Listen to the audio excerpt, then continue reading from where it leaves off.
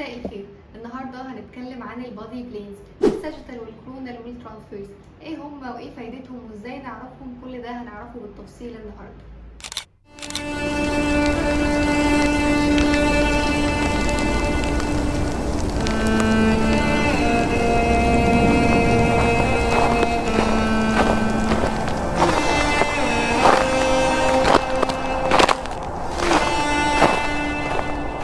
لو انا جيت بصيت لنفسي قدام المرايه هشوف ايه؟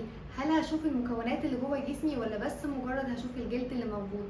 طب هو هل الجسم مجرد جلد وخلاص ولا من جوه فيه اورجانز وفيه عضلات وفيه مكونات تانية كتير؟ الجسم من جوه مليان حاجات كتير. طب انا عايزه اشوف الحاجات دي، ومش بس كده، ده انا كمان عايزه اشوفها وافهمها واعرف كل حاجه فيه رايحه فين وجايه منين. علشان كده اتعملت البلينز. البلينز عباره عن سيستم محطوط بيخليني ان انا اقدر اشوف اي حاجه جوه الجسم بشكل منظم ومفيد. وبسبب كده لو شفت فيديو تشريح لاي دكتور هتلاقيه بيشرح الجثه اللي تحت ايديه بطريقه منظمه مش بشكل عشوائي وخلاص. اول بلين معانا اسمه الساجيتال بلين. الساجيتال بلين بيقسم الجزء القدامي لنصين بالطول، بالتالي بيبقى عندي شرايح طوليه، فبالتالي برضو بيبقى عندي جزء رايت وعندي جزء ليفت. ده شكل السباين للساجيتال فيو، وده شكل الارم، وده شكل الليج. نيجي لملحوظه مهمه جدا. الساجيتال بلين بيقسم لي الجزء القدامي لجزئين متساويين، الناحيه الرايت قد الناحيه الليفت. طب لو انا عايزه اشوف نقطه معينه ميديال اكتر او لاترال اكتر، ده بيبقى اسمه ايه؟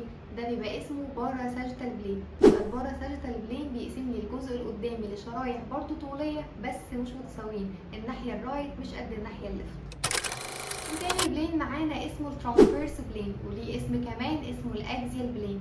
الاكزيال بلين بيقسم اي حاجه بالعرض، فبالتالي بيكون ليها جزء سوبيريور وجزء انفيريور، ليها جزء فوق وجزء تحت. ده شكل الارم في الترانسفيرس بلين، وده شكل الليج، وده شكل السباين.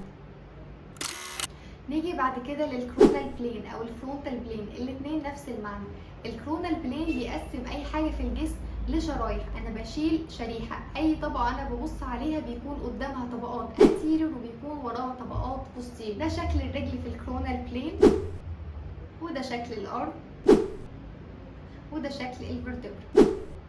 والبلينز هي نفس الفكره اللي قايمه عليها فكره الاشعه. انا ببقى عايزه ابص على جزء معين في الجسم، عايزه ابص عليه من بره، عايزه ابص عليه من قدام، عايزه ابص عليه من ورا. يعني مثلا عايزه اشوف الديسك جوه الفقرات فبستخدم الترانسفيرس بلين، عاوزه ابص على الفقره من الجنب بستخدم الساجيتال، عايزه ابص عليها من قدام او من ورا بستخدم الكرونال. ودي صور مجمعه للثري بلينز للفرتبرا، ودي صوره مجمعه للليج، ودي صوره مجمعه للارم.